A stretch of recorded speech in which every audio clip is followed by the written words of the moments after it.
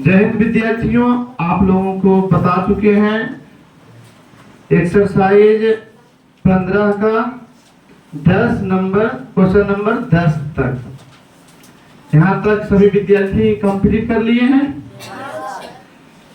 यहाँ तक में किसी भी हिसाब में किसी भी विद्यार्थी को किन्हीं को दिक्कत है, फिर से पूछना चाहते हैं? चलिए ठीक है, आगे बढ़ते हैं।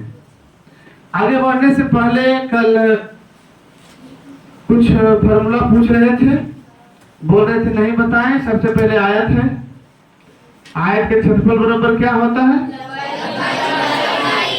लंबाई गुने चौड़ाई, है ना? क्या होता है? लंबाई गुने चौड़ाई। क्षेत्रफल है तो वर्ग इकाई में हो जाएगा। क्या कोई दिक्कत? फिर परिमाप की बात आएगा, या इसी में चलाओगे तो चौड़ाई बराबर क्या हो जाएगा? क्षेत्रफल बटा, या लंबाई बराबर क्या हो जाएगा? क्षेत्रफल बटा चौड़ाई। कोई दिक्कत? सिंपल है ना? परिमाप, आयत की परिमिति या परिमाप बराबर क्या होता है? 2 into L plus B. L means लंबाई हो गया, लेंथ, B मीन्स बाई, चौड़ाई हो गया। P अगर परिमाप को P से डिनोट करें तो P बराबर हो जाएगा 2 इंटू L प्लस B। इकाई में हो जाएगा क्योंकि लंबाई, परिमाप में लंबाई है, लंबाई दूरी का मात्रक है ना? अगर इसी में L और B निकाले, कैसे निकालेंगे? P है, इधर आएगा P बाई 2 हो जाएगा, तो L प्लस B बराबर हो जाएगा P बाई 2, या L बराबर क्या हो जाएगा? P बाई 2 माइनस B होगा ना? या B बराबर क्या हो जाएगा? P by 2 minus L। यानी इसको भाषा में कहें क्या है? लंबाई बराबर परिमिति बटा 2 घटाओ चौड़ाई, और चौड़ाई बराबर बात करें तो परिमाप बटा 2 घटाओ लंबाई। क्या कोई दिक्कत? आगे बढ़ते हैं। इसका विकर्ण, इसका विकर्ण ये होगा ना? इसका विकर्ण ये होगा, तो आयत के विकर्ण बराबर क्या होता है? आयत के विकर्ण बराबर क्या होगा? बोलो। देखो समकोण त्रिभुज है, समकोण त्रिभुज में पाइथागोरस प्रमेय बताए थे, ध्यान है सबको? अगर नहीं भी ध्यान है तो पाइथागोरस प्रमेय अच्छी तरह से पढ़ लेगा। डायरेक्ट यहाँ पर बता देते हैं। L हो गया, B हो गया, तो कर्ण बराबर क्या हो जाएगा? Root under L square plus B square. अर्थात विकर्ण को अगर D से सूचित करें तो D बराबर हो जाएगा L square plus B square. यानी हिंदी में बात करें विकर्ण बराबर तो लंबाई स्क्वायर प्लस स्क्वायर का रूट। यहाँ तक कोई दिक्कत? उसी तरह से वर्ग में हो जाएगा, है ना? अगर वर्ग की बात करें, वर्ग किसको कहते हैं? 4 बराबर भुजाओं से घिरे बंद आकृति जो 90 डिग्री के साथ मुड़ा हुआ हो, झुका हुआ हो, जिसका भुजा जो है 90 डिग्री के साथ झुका हुआ हो, वर्ग होता है। यानी चारों भुजाएं इसके आपस में बराबर होते हैं, प्रत्येक कोण 90 डिग्री होता है, दोनों विकर्ण भी आपस में बराबर होंगे, तब इसका क्षेत्रफल बराबर क्या हो जाएगा? लंबाई गुने चौड़ाई करेंगे, भुजा गुने भुजा, अगर इसको A डिनोट करें तो सब A होगा, तब इसका क्षेत्रफल हो जाएगा A स्क्वायर, यानी भुजा स्क्वायर। या भुजा की बात करेंगे तो उधर वर्ग है, इधर आके रूट अंडर क्षेत्रफल हो जाएगा। यहाँ तक कोई दिक्कत? अगर परिमाप की बात करें तो चारों भुजा बराबर है, चारों साइड मापना है, तो 4 गुने भुजा हो जाएगा। अगर परिमाप दिया रहे और भुजा की बात करें तब क्या हो जाएगा? परिमाप बाई 4। यहाँ तक में कोई दिक्कत? अगर विकर्ण की इसकी बात, इसके विकर्ण की बात करें तब क्या हो जाएगा? विकर्ण बराबर वही लागू होगा, A square plus A square, 2A square का वर्गमूल, 2A स्क्वायर का वर्गमूल निकालेंगे, 2 का वर्गमूल नहीं निकलेगा, A स्क्वायर का वर्गमूल हो जाएगा, यानी भुजा हो जाएगा रूट 2 गुने भुजा। अगर यहाँ से भुजा पूछे तब क्या हो जाएगा? विकर्ण बाई रूट 2। ये सब सिंपल फॉर्मूला है, इसीलिए आसान भाषा में जल्दी से, है ना? बहुत जल्दी भी मत कहो, थोड़ा सा डिटेल भी दिए हैं, बता दिए हैं। कोई दिक्कत किसी को? ये सभी सूत्र है एक तरह का, सबको याद रखना चाहिए, ऐसे समझने का है ना। अगर समझ जाते हैं तो याद करने की जरूरत नहीं है, फिर हमेशा के लिए जो है याद रख सकते हैं। चलिए बिना देर किए हुए क्वेश्चन पर आते हैं 11 नंबर से। पानी का एक हौज 4 मीटर लंबा, 10 नंबर बताए थे। 5 सेंटीमीटर किनारे वाले एक घर को 1 सेंटीमीटर किनारे वाले कितने घरों में विभक्त किया जा सकता है? देखो 5 सेंटीमीटर किनारे वाला घन है तो इसका आयतन कितना हो जाएगा? 5 गुने 5 गुने 5, घन का आयतन बराबर भुजा क्यूब, 5 गुने 5 गुने 5 125। 1 मीटर वाले भुजा वाले घन का आयतन हो जाएगा 1 गुने 1 गुने 1 125 में 1 से भागा देंगे, घरों की संख्या निकल जाएगा, 125 ही हो जाएगा, है ना। तो ये आसान है। 11 नंबर जो है एक हौज है, टंकी जिसको कहते हो, 4 मीटर लंबा है, 3.5 मीटर चौड़ा है। हौज पानी से भरा है, पानी की सतह को 2 मीटर नीचा करने के लिए कितना घन सेंटीमीटर पानी निकालना होगा? जब भी हिसाब बनाइए क्षेत्रमिति में प्रयास कीजिए फिगर बनाने का। अगर आप फिगर समझ जाते हैं या फिगर बनाकर जो है बनाने का प्रयास करते हैं, कोई एग्जाम का आंसर दे रहे हैं तो उसका जरूर जो है फुल नंबर मिलेंगे। ऐसे अगर बनाने का प्रयास कर रहे हैं, नहीं भी बनने का हिसाब अगर है, ऐसा लग रहा है कि बनेगा या नहीं, तो भी बहुत ज्यादा संभावना है हिसाब बन जाएगा। इसलिए सबसे पहले फिगर समझिए। लंबा कितना है? 4 मीटर लंबा है, चौड़ा कितना है? 3.5 मीटर चौड़ा है।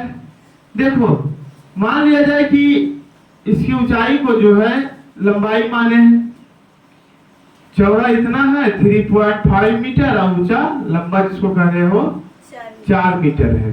पानी से भरा हुआ है, कह रहा है इसका 2 सेंटीमीटर कम करने के लिए, नीचा करने के लिए, जितना पानी है 2 सेंटीमीटर नीचा करना है। 2 सेंटीमीटर सीएम में दिया हुआ, 2 सेंटीमीटर नीचा करना, कितना पानी निकालना पड़ेगा? यही पानी निकालना पड़ेगा ना। तो उसका आयतन क्या हो जाएगा?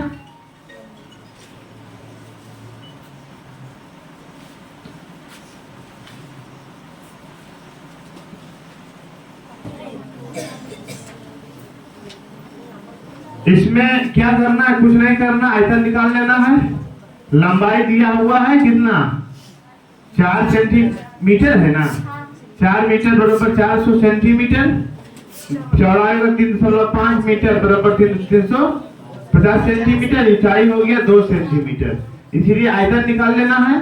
जो आयतन होगा उतना ही पानी को कम करना पड़ेगा। 2 सेंटीमीटर कम करने के लिए उतना पानी निकालना होगा, है ना। 12 नंबर एक घनाभ की लंबाई इतना चौड़ा था, इसका कुल पृष्ठ क्षेत्रफल आयतन ज्ञात करें। सीधा फॉर्मूला पर बैठा देना है, बैठ जाएगा ना।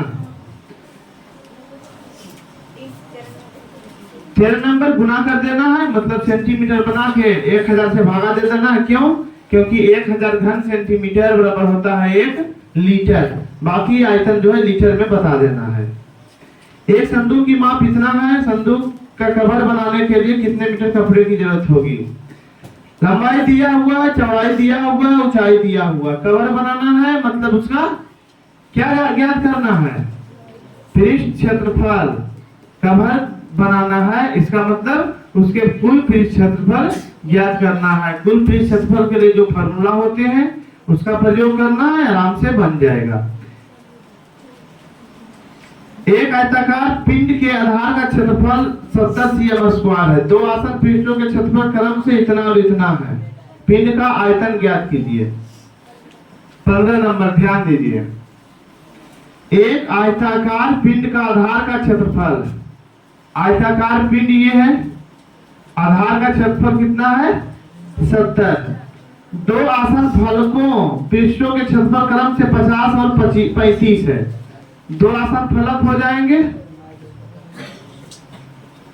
जितना इसका होगा उतना ही इसका होगा, यानी ये अलग दिया हुआ। इसका मतलब है एक ये है, एक ये है। इसका आयतन ज्ञात करना है। चूंकि दिया है, क्या दिया है, लंबाई यल गुने एच बराबर 50, यही दिया हुआ है। बी गुने एच बराबर 35 और यल गुने बी बराबर 70, यही दिया हुआ है। इसको क्या करोगे, सबको गुना कर दो, सबको क्या करेंगे, गुना कर देंगे। कितना हो जाएगा, L square B square H square बराबर कितना, 50 गुने 35 गुने 70 या यल बी एच पूरा का वर्ग हो जाएगा बराबर, इसका गुणनखंड कर दो क्योंकि इधर जाएगा तो वर्गमूल ज्ञात करना पड़ेगा। कल गुना करेंगे, गुणनखंड कर देते हैं। 10 पचे 50, 2 गुने 5 गुने 5, 7 पचे 35, 7 गुने 5 70, 5 गुने 2 10 और गुने 7 70 या यल बी एच बराबर इसका वर्गमूल हो जाएगा 1 2, 2 गो 2 है, 5 4 गो 5 हो गया, 2 गो 7 है ना। वर्गमूल कभी निकालेंगे, यल बी एच बराबर 2 गुने 5 गुने 5 गुने 7, जो आएगा यही आंसर हो जाएगा। क्योंकि आयतन पूछ रहा है, आयतन यल बी एच होता है, अर्थात आयतन बराबर हो जाएगा ना, क्या हो जाएगा 300, कुछ नहीं किए हैं, गुना किए हैं। क्या किए हैं, गुना किए हैं, क्रॉस नहीं है, काटे नहीं है, गुना का चिन्ह है ना।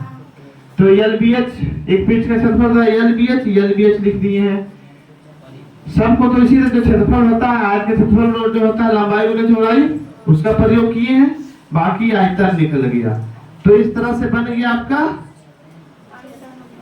15 नंबर तक।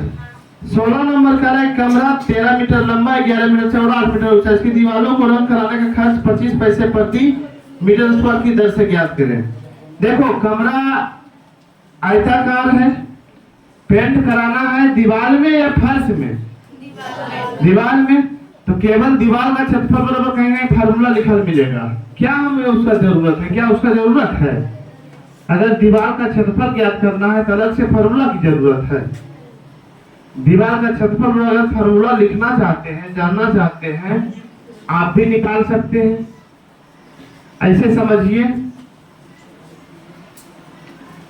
दीवार का क्षेत्रफल बराबर, जैसे ये दीवार है, ये लंबाई एल है, चौड़ाई बी है, एच है, तो इसका क्षेत्रफल क्या हो जाएगा, यल गुने एच, यल गुने एच, जो ये होगा वही ये होगा, ये भी हो जाएगा यल गुने एच प्लस ये दीवार हो गया, चौड़ाई बी हो गया, ऊंचाई एच हो गया, तो बी गुने एच प्लस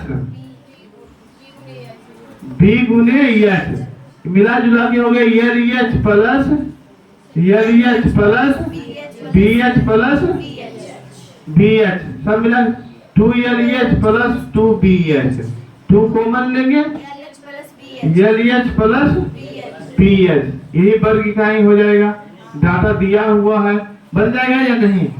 आधार का क्षेत्रफल उसमें है ही नहीं, दीवार में आधार है ही नहीं, तो आधार और छत, बेस और छत को क्यों जोड़े भाई, उसका क्षेत्रफल तो कहाँ दे रहा है। तो LB जो था 2 into LB केवल खत्म हो गया है। बात समझ में आई, बात समझ गए हो ना, कोई दिक्कत समझ में आया है ना। दीवार का क्षेत्रफल क्या होता है समझ में आया ना। तो ये सब रखने की जरूरत नहीं है। कोई संदूक है ढक्कनदार, ढक्कन नहीं है तो आधार निकालेंगे, ऊपर वाला छोड़ देंगे, एक जो है एक पृष्ठ का क्षेत्रफल नहीं निकलेगा। इस तरह से सोचकर बनाना है। इसमें कह रहा है क्या, रंग कराना है 25 पैसे प्रति मीटर स्क्वायर की दर से। 1 मीटर स्क्वायर का खर्च है 25 पैसा, 25 पैसा को रुपया में बदलेंगे, कितना रुपया आएगा, 25 पैसा को रुपया में बदलेंगे कितना आएगा, कोई नहीं बता सकते हो, 1/4 रुपया होगा ना। 25/100 बराबर 1/4 रुपया होगा, यानी 1/4 से गुना करेंगे इसके क्षेत्रफल में। ये क्षेत्रफल में आंसर मिल जाएगा, है ना। जो इसका क्षेत्रफल आएगा उसमें 1/4 से गुणा करेंगे। ये बन गया आपका 16 नंबर। 17 नंबर क्या है? एक घनाभ की लंबाई, चौड़ाई तथा विकर्ण क्रमशः इतना दिया, इसका आयतन ज्ञात कीजिए। घनाभ के आयतन बराबर होता है लंबाई गुने चौड़ाई गुने ऊंचाई, लेकिन लंबाई दिया हुआ है 60 cm, चौड़ाई दिया हुआ 20 cm, ऊंचाई नहीं दिया हुआ है, दिया हुआ है विकर्ण। क्या दिया हुआ है? विकर्ण दिया हुआ 65। अच्छा, विकर्ण यही होता है? नहीं, विकर्ण ये नहीं होता है। अगर ऐसे मिलाए हैं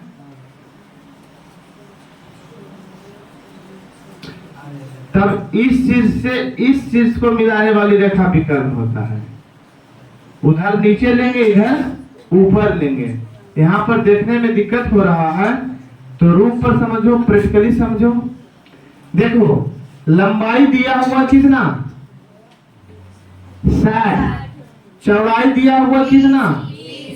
20। उसका विकर्ण दिया हुआ है, विकर्ण दिया हुआ 65, यानी ये दिया हुआ है 65, ये दिया हुआ है 65। चूंकि दिया है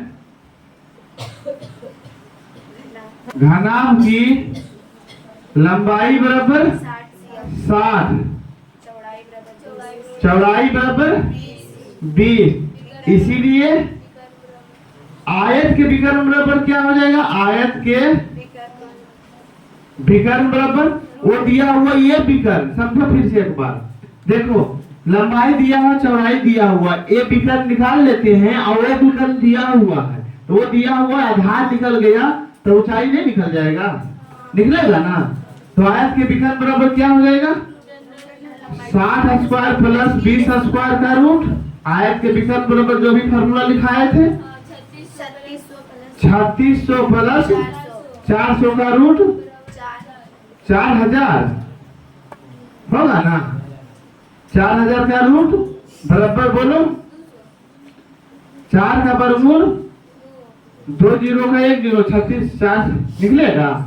नहीं निकलेगा। रूट अंडर कितना हो गया? इतना। देखो, चूंकि दिया है घनाभ का विकर्ण बराबर कितना?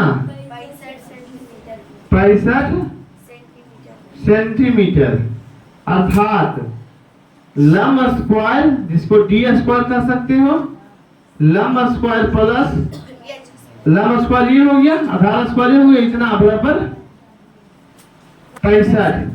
यही दिया हुआ है, 65 का स्क्वायर हो जाएगा, होगा ना। या इतना का मान तुमको दिया हुआ है, इतना का मान है ना, ये जो दिया हुआ है विकर्ण स्क्वायर बराबर रहने दो तो 4000 हो जाएगा। विकर्ण स्क्वायर बराबर 4000, वर्गमूल नहीं होगा तो इतना का मान कितना दिया हुआ है? 4000 प्लस ये स्क्वायर बराबर 65 स्क्वायर बराबर 55 25 के 5 बाकी 2 6 5 30 3 दूना 60 7 2 गलती हो गया। 55 25 के 5 बाकी 2 और 6 30 6 5 30 दूना 60 और 2 62 के 2 बाकी 6 36 36 42 है ना। फिर इसको करना पड़ता है 36 42 या एच स्क्वायर बराबर इतना में इतना घटेगा तो 225 होगा। एच बराबर 225 का वर्गमूल 15। ऊंचाई आ गया 15। ऊंचाई क्या आ गया? इसीलिए भी बराबर क्या हो जाएगा? L B H. सबको गुणा कर देंगे, एल बी एच तीनों तो पता हो गया, तीनों को गुणा कर देंगे बन जाएगा ना। इस तरह से आपका ये हिसाब बन गया। यहाँ तक आप लोग चाहें तो लिख सकते हैं, जल्दी लिखिए, देरी मत कीजिए ताकि आगे बता सके।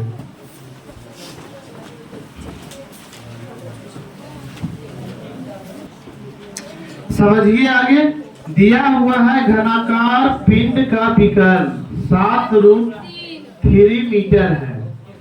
देखो घनाकार आकृति यही है ना, इसमें ऊंचाई भी है, इसका ऊंचाई है, विकर्ण ये ऐसे दिखा रहे हैं, है ना।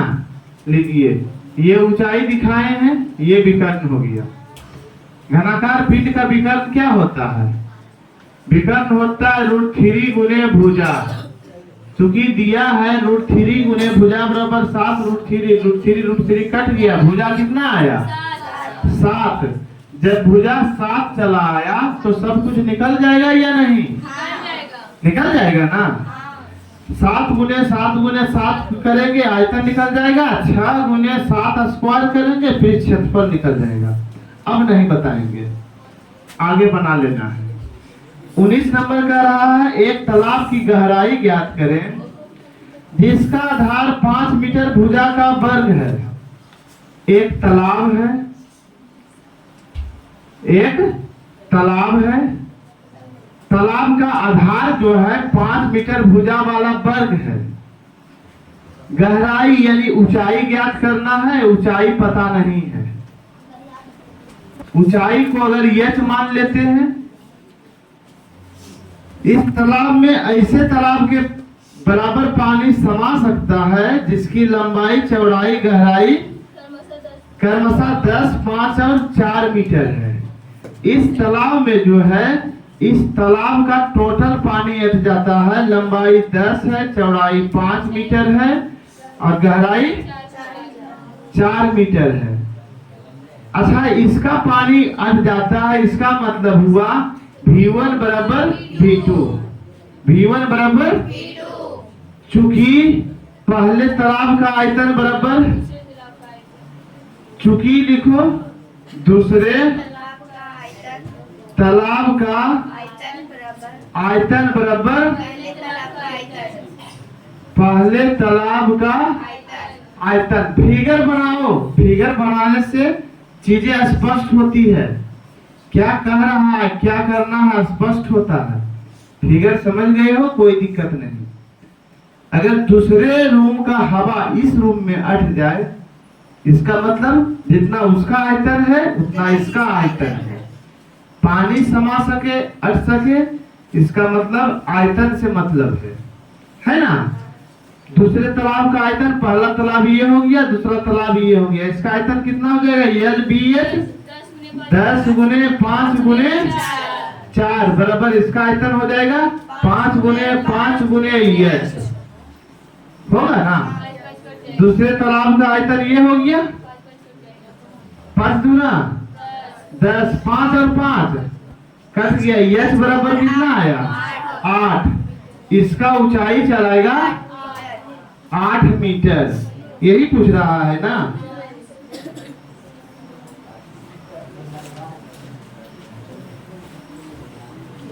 गहराई ज्ञात कीजिए, तालाब की गहराई कितना हो जाएगा? 8 मीटर। चलिए आगे बढ़ते हैं।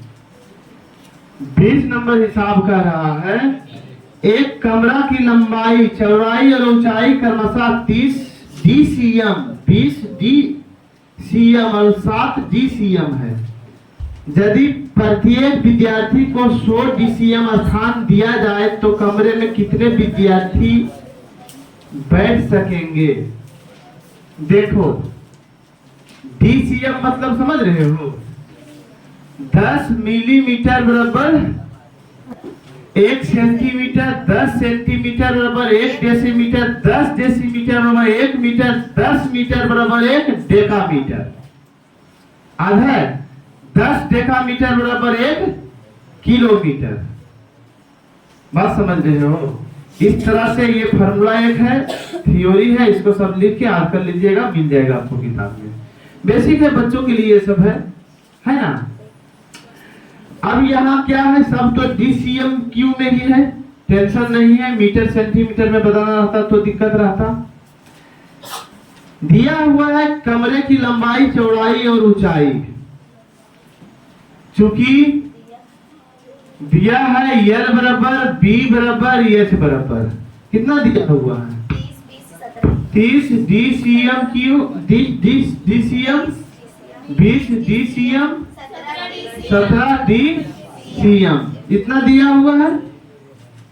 इसीलिए भी बराबर कितना हो जाएगा 30 गुने 20 गुने 17, 3 दूना 6, 17 छका टोटल से न इस पर तो इतना DCM3 आयतन हो जाएगा।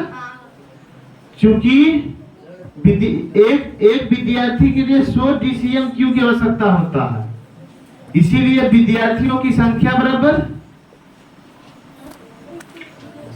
102 पर तो इतना DCM3 बटा 100 हो जाएगा, कट गया 102 विद्यार्थी। कितना विद्यार्थी बैठेगा 102 विद्यार्थी। कोई दिक्कत समझ में आया, कोई परेशानी? एक हॉल की लंबाई चौड़ाई ऊंचाई इतना दिया हुआ है, यदि प्रत्येक व्यक्ति को 100-150 मीटर क्यूब वायु की आवश्यकता हो, हॉल में कितने विद्यार्थी बैठेंगे? सेम हिसाब है, आयतन निकालेंगे। एक के लिए 150 मीटर क्यूब वायु की आवश्यकता है, 150 से भाग देंगे, बन जाएगा आपका 8 सेंटीमीटर किनारे वाले दो घनों को घन बराबर से जोड़ दिए जाते हैं, परिणामी घन का क्षेत्रफल ज्ञात कीजिए। 21 नंबर से अब बताते हैं, यहीं तक रहने दें कि पूरा बता दें? रहने दें, बहुत हिसाब हो गया। ठीक है, कल 10 हिसाब बचा है ना? ऐसे भी एक दिन में आप लोग बना नहीं पाइएगा, प्रयास कीजिए बनाने का, थोड़ा थोड़ा पढ़ के प्रयास कीजिए, बनेगा। ठीक, अपने से कुछ माइंड लगाना है तब ना माइंड डेवलप होगा। जब टोटल हम ही बता देंगे तो आपका माइंड क्या डेवलप होगा? अपने से आप लोगों को बनाना है, कुछ हिसाब कुछ प्रयास करना है। 26 तक होमवर्क है, देखते हैं कौन कौन विद्यार्थी 26 तक बना के लाता है। 20 तक बताए हैं, 6 एक्स्ट्रा देते हैं, हम हिंट करेंगे, समझाएंगे। इससे पहले आप लोगों को अपने से बना के लाना है, अपने से प्रयास करना है। गलती भी होगा कोई बात नहीं, एक सीख मिलेगा। ठीक, अगले क्लास में मिलते हैं, तब तक के लिए धन्यवाद।